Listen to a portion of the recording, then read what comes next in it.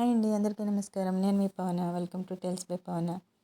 ఈరోజు love and emotional story చెప్పుకుంటున్నాం కదా. పార్ట్ 12లోకి వెళ్ళిపోదాము. ఆ, మొదటి రింగుకే విష్ణు ఫోన్ లిఫ్ట్ చేస్తాడు. చెప్పు నాజర్ అంటాడు. సార్, వాడి బ్యాగ్లో ఏవో ఉన్నాయి. బ్లూ కలర్ బాటిల్ అలాగే రెడ్ కలర్ బాటిల్ ఉన్నాయి అంటున్నాడు. నాజరు, నువ్వు లైన్లోనే ఉండు అని చెప్పి రహీంకి ఫోన్ కలుపుతాడు. మొదటి రింగుకే రహీం కూడా ఫోన్ ఎత్తుతాడు. చెప్పండి సార్ అంటాడు. ఏమన్నా చేయాలా అని అంటాడు రహీం. రాజేంద్ర దగ్గరికి వెళ్ళి ఫోన్ స్పీకర్లో పెట్టు అంటాడు విష్ణు. ఎస్ సార్ అని వెళ్ళి రహీం అప్పటికే కోపంతో రాజేంద్రకి ఒక కోటింగ్ ఇచ్చి ఉంటాడు. నీరసంగా పడి ఉంటాడు రాజేంద్ర. రహీం వెళ్ళి లేరా అని లేపి చెప్పండి సార్ అని అంటాడు. రే, ఆ విరుగుడు ఎలా ఉంటుందిరా చెప్పురా అని అంటాడు విష్ణు. అలా అడగగానే వాడు దొరికాడా అని ఆశ్చర్యపోగా అడుగుతాడు రాజేంద్ర. ముందు చెప్పురా సార్ అడిగిన దానికి అని మూతి మీద ఒక్కటిస్తాడు రహీం. వాడి దగ్గర 2 బాటిల్స్ ఉన్నాయి. రెడ్ ఏమో విషం, బ్లూ ఏమో దానికి విరుగుడు అని చిన్నగా చెప్తాడు. నువ్వు చెప్పింది నిజమేనా అంటాడు విష్ణు. సార్, ఏదైనా తేడా జరిగిందంటే ఒక్క మెసేజ్ చేయండి. వీడి కొడుక్కి ఇక్కడే నరకం అంటే ఏంటో చూపిస్తాను అంటాడు రహీం.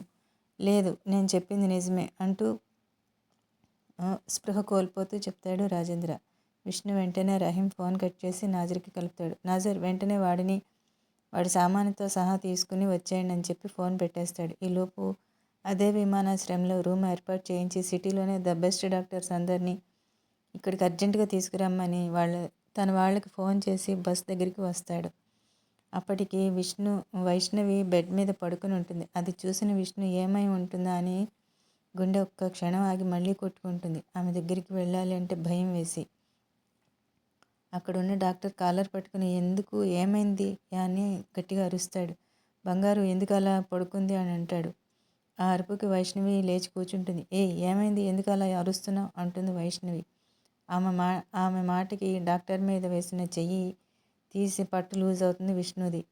అలాగే చేయి తీసేసి కింద కూలబడిపోతాడు. గుండె మీద చేయి పట్టుకొని కూర్చుంటాడు విష్ణు. అది చూసిన వైష్ణవి పరుగున విష్ణు దగ్గరికి వచ్చి, కన్నా ఏమైంది అంటుంది కంగారుగా. విష్ణు డాక్టర్ వైపు చూస్తాడు. డాక్టర్ బయటకు వెళ్ళిపోతాడు. వెంటనే వైష్ణవి వైపు చూసి గట్టిగా హగ్ చేసుకుంటాడు.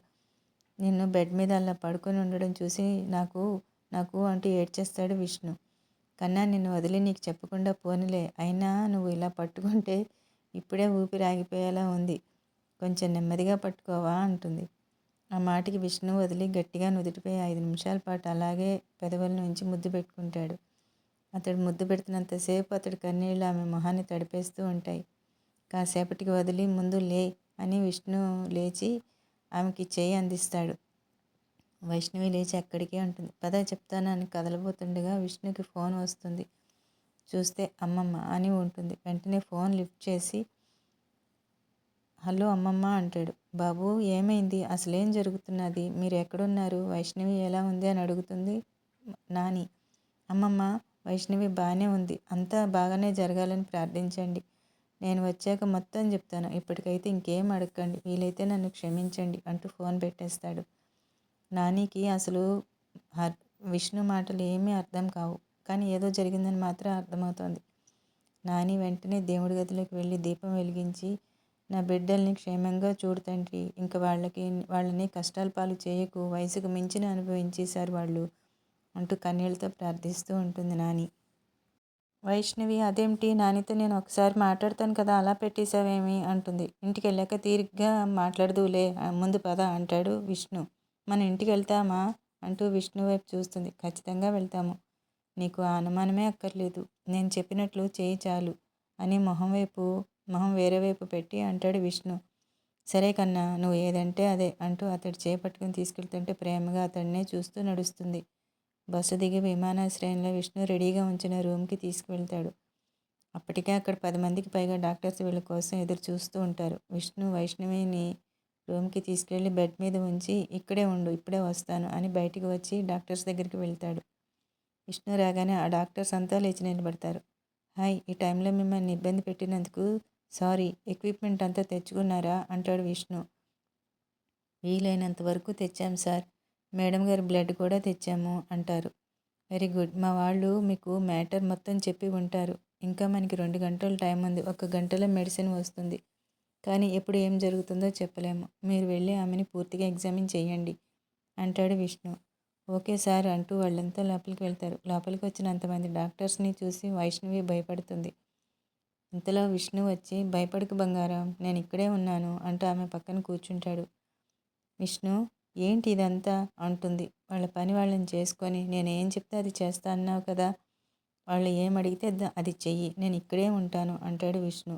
సరే అని తల ఊపుతుంది వైష్ణవి. వైష్ణవి ముందుకు ఒక సీనియర్ డాక్టర్ వచ్చి వైష్ణవి కళ్ళు, నాలిక, గోర్లు చూస్తాడు. వైష్ణవి, నీకు శరీరంలో ఏమైనా మార్పులు అనిపిస్తున్నాయా? ఏమైనా సరే చెప్పు అంటాడు. లేదు, నార్మల్గానే అనిపిస్తోంది, ఇప్పటి వరకు అయితే ఏమీ లేదు అంటుంది. అలా కాదమ్మా, ఏదో ఒక మార్పు వచ్చే ఉంటుంది, కొంచెం ఆలోచించి చెప్పు, చిన్నది అయినా సరే చెప్పు అంటాడు. అలా ఏం లేదు అంటూనే ఇందాక నుండి ఎడమ చెయ్యి కొంచెం లాగుతోంది నొప్పి అంతే అంటుంది. ఇందాక నుండి నొప్పి వస్తుంటే నాకెందుకు చెప్పలేదని కోపంగా అరుస్తాడు విష్ణు. ఆ కోపానికి బెదిరిపోయి అదేం లేదు, చిన్న నొప్పి అంతే అంటుంది వైష్ణవి. అక్కడ అందరూ స్పెషలిస్టులు ఉండడంతో ఎడమ చేయి నొప్పి అనగానే కార్డియాలజిస్ట్ని వచ్చి దాని గురించి వివరాలు అడుగుతాడు. చెక్ చేస్తాడు. అతడికి కొంచెం తేడాగా అనిపిస్తుంది. సార్ మీతో మాట్లాడాలి అంటూ వెంటనే బయటికి రమ్మని విష్ణుని పిలుస్తాడు. సార్, ఈ విషయం గురించి తెలిసిన వాళ్ళు ఎవరైనా ఉన్నారా అంటాడు డాక్టర్. ఉన్నారు, ఏమైంది అంటాడు విష్ణు. అయితే ఒక్కసారి మాట్లాడండి, దీని సిమ్టమ్స్ ఏంటో అడగండి, నాకు ఎందుకో ఈవిడికి కాసేపట్లో హార్ట్ అటాక్ రావచ్చు అనిపిస్తోంది అని తడబడుతూ అంటాడు. ఏమంటున్నారు? హార్ట్ అటాకా? విష్ణుకి ఒక్కసారిగా భూమి కంపించినట్టుగా అనిపిస్తుంది. సార్ తొందరగా మాట్లాడండి అని విష్ణుని కదుపుతాడు. విష్ణు వణుకుతున్న చేతులతోనే రహీంకి మళ్ళీ ఫోన్ చేస్తాడు. రహీం ఫోన్ లిఫ్ట్ చేసి చెప్పండి సార్ అంటాడు. విష్ణు ఒక్కొక్క మాట కూడబెట్టుకుంటే ఆ విషయానికి సిమ్టమ్స్ ఏం వస్తాయో అడుగు అంటాడు. విష్ణు వాయిస్ వింటుంటే రహీం బ్లాంక్ అయిపోతాడు. సారేనా మాట్లాడేది అంటాడు అటునుండి. కమాన్ క్విక్ రహీం అని అరుస్తాడు విష్ణు. ఎస్ సార్ అని రహీం రాజేంద్రని లేపి రేయ్ ఆ విషయం ఎలా పనిచేస్తుందో చెప్పరా అంటూ జుట్టు పట్టుకుంటాడు. రాజేంద్ర అని అరుస్తూ నెమ్మదిగా హార్ట్కి వెళ్ళి అన్ని నరాలను బ్లాక్ చేసి చివరిగా హార్ట్ అటాక్ వచ్చి చనిపోతారు. దానికి ఏ వైద్యం చేసినా ఆపలేము, ఆ విరుగుడిని తన బాడీలోకి పంపితేనే నార్మల్ అవుతుంది అంటాడు. ఆ మాట విన్న విష్ణు చేతితో బలంగా అక్కడున్న గోడని గుద్దుతాడు. సార్ అంటూ డాక్టర్ దగ్గరికి వస్తాడు. ఫోన్ కట్ చేసి డాక్టర్ వైపు చూస్తాడు. వెంటనే లోపలికి వెళ్ళి డాక్టరు మిగతా టీంతో ఇదే విషయం చెప్తాడు. హార్ట్ అటాక్ వస్తే చేయాల్సిన దాన్ని అంతా రెడీ చేస్తారు. నెమ్మదిగా వైష్ణవికి చేయి నొప్పి ఎక్కువ అవుతూ ఉంటుంది. అదే విషయం డాక్టర్కి చెప్తుంది. డాక్టర్స్ నొప్పి ఉపశమనానికి ఏవో చేస్తూ ఉంటారు, అయినా కూడా అంతకంతకు పెరుగుతోందే తప్ప తగ్గటం లేదు. కాసేపటికి అది గుండె దగ్గరికి నొప్పి రావడం మొదలవుతుంది. వైష్ణవి డాక్టర్ని పిలిచి విష్ణు ఎక్కడున్నాడు రమ్మని చెప్పండి అంటుంది. బయట కూలబడి ఏడుస్తున్న విష్ణు దగ్గరకు డాక్టర్ వచ్చి సార్ మీరే ఇలా అయిపోతే ఎలా, మేడం గారికి పెయిన్ స్టార్ట్ అయ్యింది, ఇది మామూలు గుండె నొప్పి కన్నా తీవ్ర స్థాయిలో ఉన్నట్టుంది, ఏం చేసినా కాస్త కూడా ఉపశమనం ఉండట్లేదు, ఇప్పుడు మీరే ఆవిడ ఉపశమనం, రండి సార్ ప్లీజ్ అంటాడు డాక్టర్. విష్ణు లోపలికి వచ్చేసరికి దిగి రాబోయిన వైష్ణవి నొప్పి ఎక్కువ అవుతూ ఉండడంతో కదలలేకపోతుంది. విష్ణు కడుగులో ఆమెను చేరుకొని పట్టుకొని చూస్తాడు. అతడిని చూసి నవ్వుతుంది, కానీ కళ్ళు ఎర్రగా అయిపోయి నొప్పి అంతా ఆమె కళ్ళలోనే కనబడుతోంది విష్ణుకి.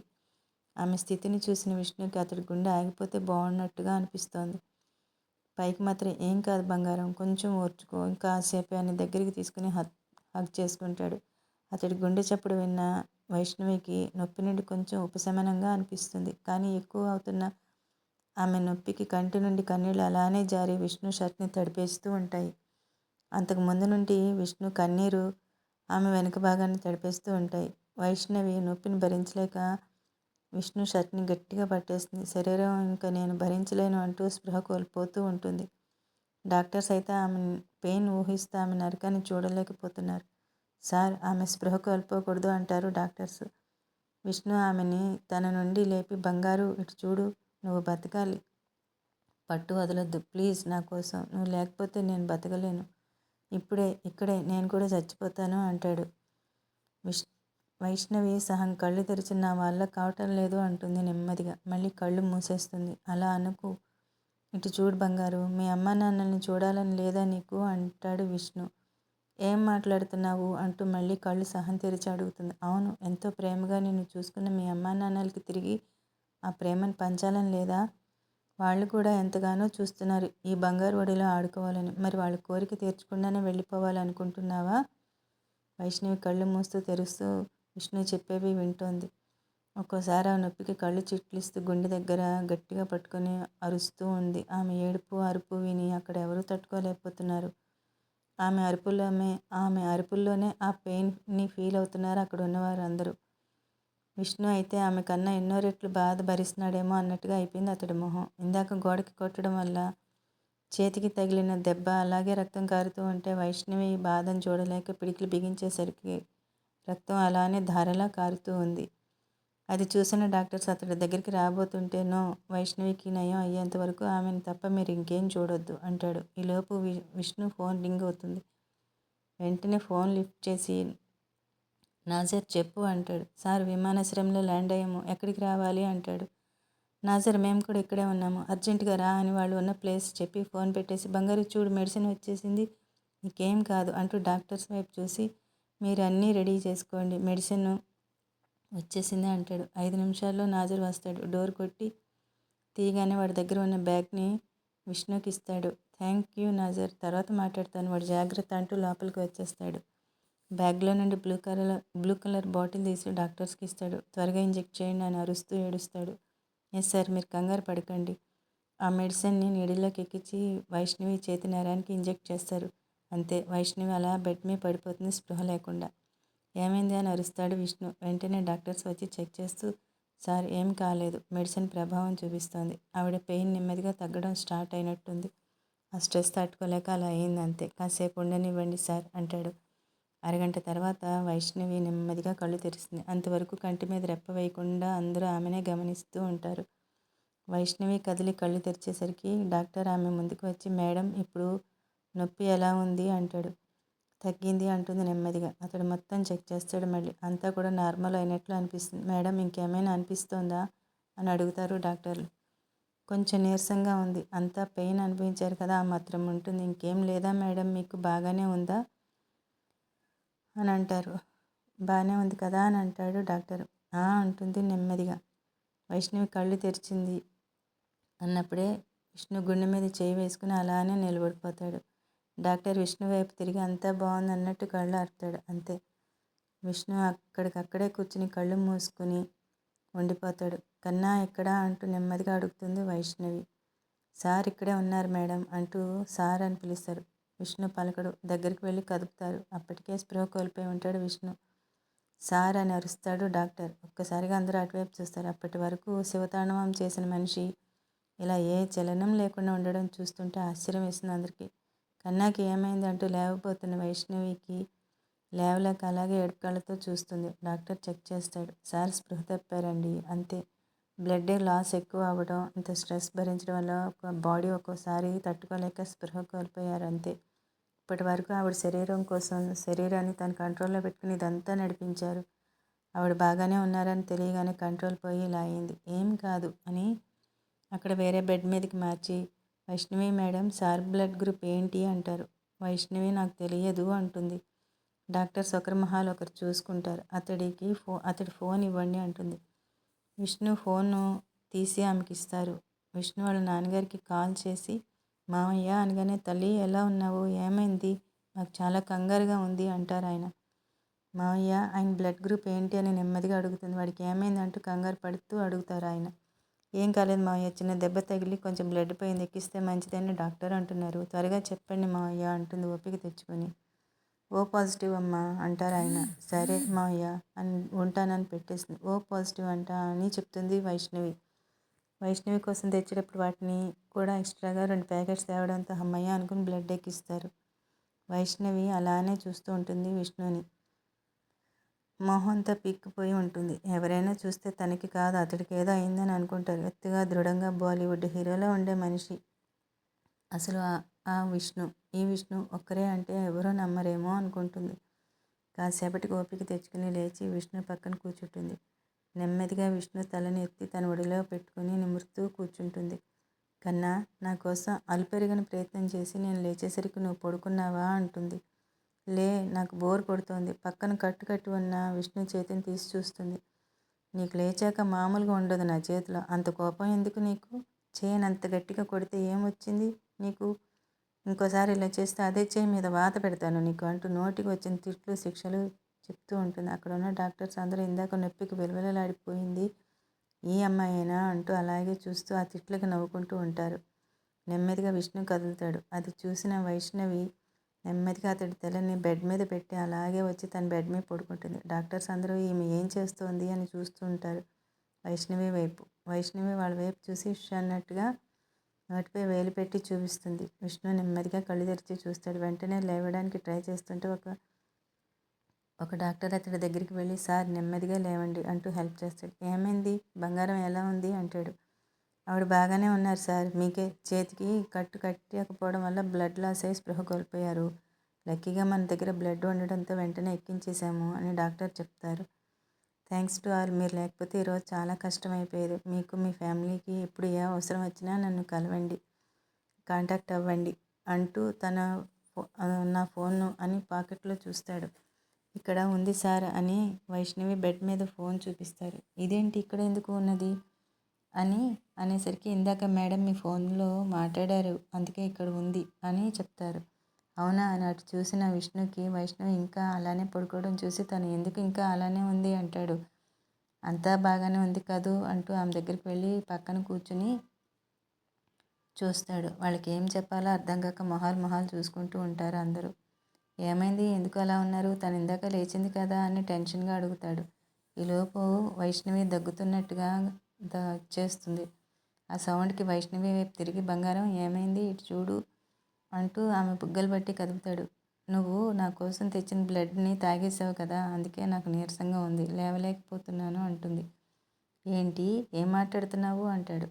ఆ మాటలకు అక్కడున్న డాక్టర్స్లో పెద్దవాళ్ళు లోపలే నవ్వుకున్న కుర్ర డాక్టర్స్ మాత్రం బయటకే నవ్వేస్తారు.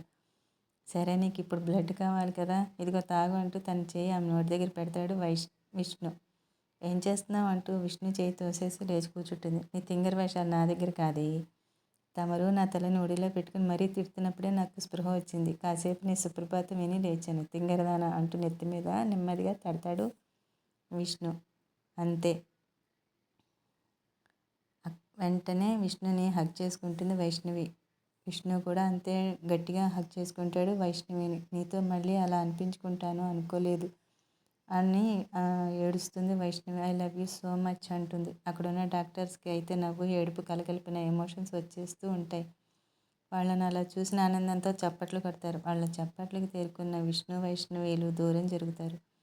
వైష్ణవి సిగ్గుతో తలదించేసుకుంటుంది. విష్ణు నవ్వుతూ వాళ్ళ దగ్గరికి వచ్చి మీరు నిజంగా మాకు మళ్ళీ ప్రాణం పోశారు. మీ రుణం ఏమిచ్చినా తీర్చుకోలేను అంటాడు. అందులో ఉన్న వాళ్ళలో పెద్ద వయసు ఉన్న డాక్టర్ ఒక ఆయన ముందుకు వచ్చి అంత మాట అనకండి, మా పని మేము చేశాము, అంతకు మించి గొప్పగా ఏమీ చేయలేదు. మీలాంటి జంటని ఆ దేవుడికి కూడా విడదీయడానికి మనసు ఒప్పదు అంటూ నవ్వుతూ ఇద్దరిని చూస్తాడు. విష్ణు నవ్వుతూ వైష్ణవి వైపు చూస్తాడు. జస్ట్ ఏ మినిట్ అంటూ ఫోన్ తీసి కాల్ చేస్తాడు. నాజర్ ఎక్కడా అంటాడు. ఇక్కడే రూమ్ బయట ఉన్నాను సార్ అంటాడు. ఓకే లోపలికి రా అనేసి ఫోన్ పెట్టేస్తాడు. నాజర్ లోపలికి రాగానే సార్ మేడం గారు బాగున్నారా అంటాడు. బాగున్నారు నువ్వే చూడు అంటూ చూపిస్తాడు.